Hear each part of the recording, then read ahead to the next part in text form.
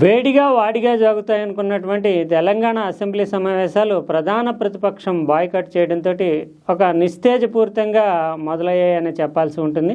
నిజానికి తెలంగాణకు ప్రాణాధారమైనటువంటి కృష్ణా గోదావరి జలాలకు సంబంధించినటువంటి ఒక సీరియస్ డిస్కషన్కి ఈసారి అసెంబ్లీ వేదికగా నిలుస్తుంది. అందువల్ల ప్రజలు ముఖ్యంగా ఈ కృష్ణా నది జలాలు కావచ్చు, గోదావరి నది జలాలు కావచ్చు, తెలంగాణ రాష్ట్రం ఏర్పాటైన తర్వాత ఏ సంఘటనలు చోటు చేసుకున్నాయి, తెలంగాణ రాష్ట్రం డిమాండ్లలో ప్రధానమైనటువంటిది నీళ్ల కోసం, నిధుల కోసం, నియామకాల కోసం అనే 3 అంశాల ప్రాతిపదిక మీద రాష్ట్రం ఏర్పాటైంది. మిగిలినటువంటి నిధులు, నియామకాల సంగతి ఎలా ఉన్నప్పటికీ నీళ్ల విషయానికి వచ్చేటప్పటికీ పొరుగున పక్కన ఉన్నటువంటి మొన్నటి వరకు ఉమ్మడి రాష్ట్రంలో భాగంగా ఉన్నటువంటి ఆంధ్రప్రదేశ్తో కీలకమైనటువంటి వివాదాలు నెలకొని ఉన్నాయి. అవి ఇంతవరకు కూడా కేంద్రం కూడా పూర్తి స్థాయిలో సెటిల్ చేయలేదు. అనేక ట్రిబ్యునళ్ళు వీటికి సంబంధించినటువంటి అంశాలు కూడా క్లియర్ కావాల్సి ఉంది. ఈ నేపథ్యంలో రాజకీయంగా ఏకతాటిపైన నడవాలంటే కనుక ప్రతిపక్షం కావచ్చు, ప్రభుత్వ పక్షం కావచ్చు, అన్నీ ముక్తకంఠంతో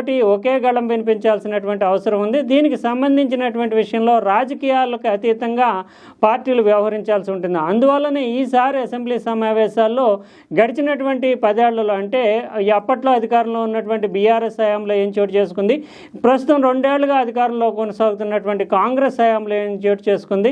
అందువల్ల ఈ ప్రభుత్వాలు ప్రజలకు న్యాయం చేసేందుకు, రైతులకు న్యాయం చేసేందుకు, భవిష్యత్తులో తెలంగాణని ముందుకు తీసుకెళ్లేందుకు నీటి హక్కుల విషయంలో ఏ మేరకు కృషి చేశాయి, ఎక్కడైనా నష్టపోయామా లేదా, దిద్దుబాటు చర్యలు ఏమైనా తీసుకోవాలా, ఇలాంటి అనేక అంశాలకు ఒక ప్రాతిపదికగా వేదికగా నిలుస్తుంది అని అసెంబ్లీ సమావేశాలని ఎదురు చూస్తున్నటువంటి పరిస్థితుల్లో ఇప్పుడు అసెంబ్లీ సమావేశాలు నీరు గారిపోవడం అనేది ఒక విచారకరమైనటువంటి పరిణామంగానే చెప్పాల్సి ఉంటుంది. అందులోని ఒక ఎండమావిలాగా ఇంతవరకు కనీసం డీటెయిల్డ్ ప్రాజెక్ట్ రిపోర్ట్ సైతం రూపుదిద్దుకొని మూసి ప్రక్షాళనాంశం ముందుకు వచ్చి మొత్తం ఇష్యూ అంతా పక్కదారి పట్టడము, అందులోని నిజానికి మూసి ప్రక్షాళన కానీ, మూసి ప్రాజెక్టుకు సంబంధించినటువంటి విషయం కానీ స్వల్పకాలిక చర్చలో కానీ, దీర్ఘకాలిక చర్చలో కానీ ఎక్కడా లేదు, అంశంలో లేదు. కనీసం ఒక క్వశ్చన్ అవర్లో మొదలైనటువంటి క్వశ్చన్ అవర్ అంటే సాధారణంగా ప్రశ్నలు ప్రతిపక్షాలు అడుగుతాయి, దానికి సంబంధించినటువంటి మంత్రులు సమాధానం చెప్తారు.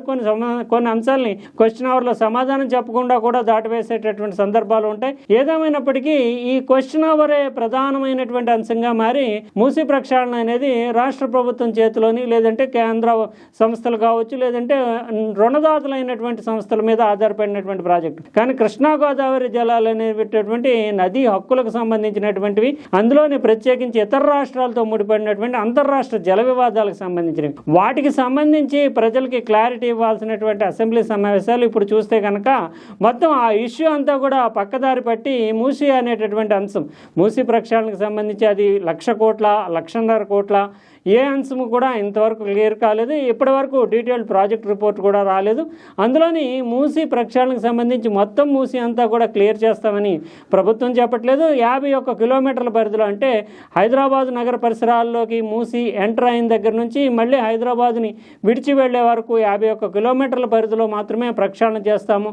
అది ఉద్యానవనాలుగా కావచ్చు, పారిశ్రామిక కారిడార్లుగా కావచ్చు, టూరిజం పర్యాటక క్షేత్రాలుగా కావచ్చు మలుస్తామని చెప్తున్నటువంటి నేపథ్యంలో 1,50,000 కోట్లు అంటే దాదాపు 1 కిలోమీటర్ పరిధిలో దీనిని శుద్ధి చేసి అందులోని ఆహ్లాదకరంగా తీర్చిదిద్ది వివిధ వ్యాపార వాణిజ్య అవసరాలకు అనుగుణంగా మలచడానికి గాను 1 కిలోమీటర్ పరిధికి 3,000 కోట్ల రూపాయల మేరకు ఖర్చు అవుతుంది అనేటటువంటిది ఒక ప్రాథమికమైనటువంటి అంచనా. అయితే అంత ఖర్చు ఇప్పుడు రాష్ట్ర ప్రభుత్వం కానీ, రుణదాతలు కానీ భరించగలుగుతారా లేదా, కనీసం హుస్సేన్ సాగర్ లాంటి దాన్ని క్లీన్ చేయడానికే సాధ్యం కానటువంటి పరిస్థితుల్లో ఇంత పెద్ద ప్రాజెక్టుని చేపట్టడం అనేటటువంటిది రాష్ట్ర ప్రభుత్వానికి ప్రస్తుతం ఉన్నటువంటి ఆర్థిక వనరుల దృష్ట్యా సాధ్యమవుతుందా లేదా, ఇవన్నీ ప్రశ్నలే. ఏదేమైనప్పటికీ మూసి ప్రక్షాళన అనేటటువంటి ప్రాజెక్టు దీర్ఘకాలము, దశాబ్దాలు పట్టేటటువంటి అంశము.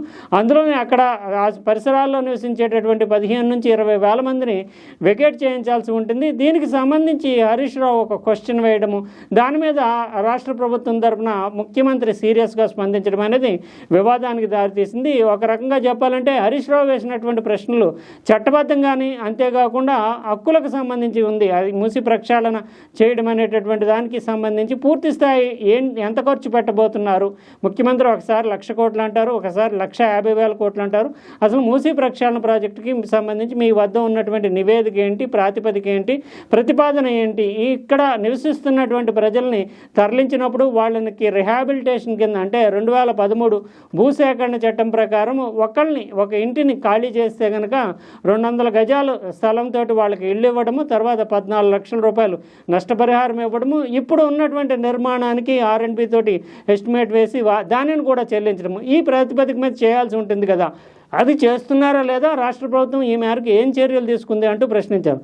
దానికి నిజానికి సూటిగా స్పందించవచ్చు, లేదంటే క్లియర్ కట్గా తమ వద్ద ఉన్నటువంటి ప్రతిపాదనలు చెప్పచ్చు. కానీ రాజకీయ పరంగా ఈ అంశాన్ని మలచడానికి ముఖ్యమంత్రి రేవంత్ రెడ్డి ప్రయత్నం చేయడము, తర్వాత సీరియస్గా విషం కమ్ముతున్నారు, వాళ్ళ కళ్ళల్లో విషం ఉంది, విషంతో వాళ్ళు మాట్లాడుతున్నారు, కడుపులో విషం దాచుకున్నారు అనేటటువంటి ధోరణిలో ప్రతిస్పందించడం, దాని మీద ప్రతిపక్షం కూడా సీరియస్గా కంపు కొడుతుంది. రేవంత్ రెడ్డి నోటి నుంచి వచ్చేటటువంటి కంపు మూసి కంపు కంటే ఎక్కువ అంటూ ప్రతిస్పందించడం, తర్వాత అసెంబ్లీని బాయ్కాట్ చేయడం, బయటికి వెళ్ళిపోవడం. ఇప్పుడు మళ్ళీ చర్చకు సంబంధించి అంటే ఒక ప్రధాన ప్రతిపక్షము అసెంబ్లీలో లేకపోతే కనుక గోదావరి జలాలు కావచ్చు, కృష్ణా జలాలు కావచ్చు, ఇటువంటి అంశాల మీద చర్చించడం అనేది ఒక రకంగా చెప్పాలంటే పొగుడుకునేటటువంటి అంశంగానే ఉంటుంది. ఎందుకంటే భవిష్యత్తులో ఇచ్చేస్తున్నాం, ఇప్పటివరకు ఇచ్చేసామంటూ రాష్ట్ర ప్రభుత్వం అధికార పక్షము తమ వంతు భజన చేసుకునేటటువంటి అవకాశం ఉంటుంది. అందులోని ఒక బాధ్యతాయుతమైనటువంటి ప్రతిపక్షంగానే చెప్పాలి. ఎందుకంటే మొదటి 10 ఏళ్ళు రాష్ట్ర విభజన తర్వాత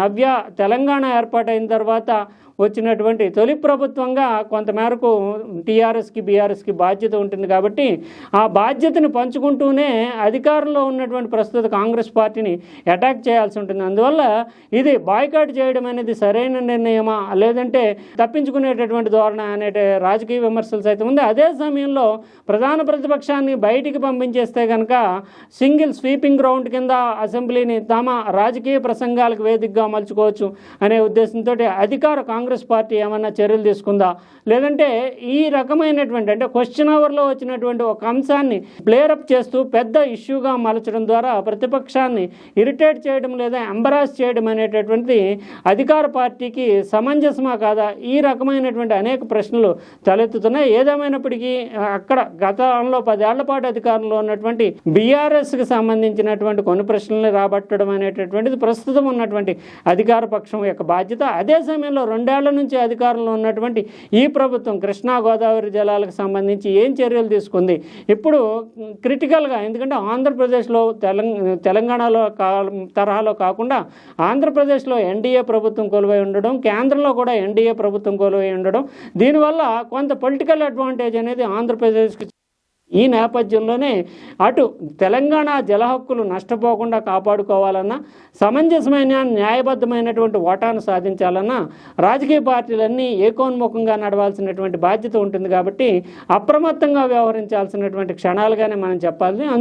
అందులోని పోలవరం ప్రాజెక్టు ఒకవైపును కంప్లీట్ చేసుకోవడానికి అన్ని క్లియరెన్స్లు ఉన్నాయి, మరోవైపు పోలవరం బనకచెర్ల అంటూ మొదలుపెట్టి తర్వాత పోలవరం నల్లమల్ల సాగర్ అంటూ కొత్త ప్రతిపాదనలు ఆంధ్రప్రదేశ్ ముందుకు తీసుకొస్తున్నటువంటి నేపథ్యంలో తెలంగాణకు అన్యాయం జరగకుండా చూడడం అనేది అటు అధికారంలో ఉన్నటువంటి కాంగ్రెస్ పార్టీకి, ప్రతిపక్షంలో ఉన్నటువంటి బీఆర్ఎస్ యొక్క ప్రధాన బాధ్యతగా ఉంటుంది. కాబట్టి ఖచ్చితంగా ఈ విషయంలో ఇప్పటికైనా అసెంబ్లీలో సీరియస్ డిస్కషన్ జరగాల్సినటువంటి అవసరం అయితే ఎంతైనా కనిపిస్తుంది.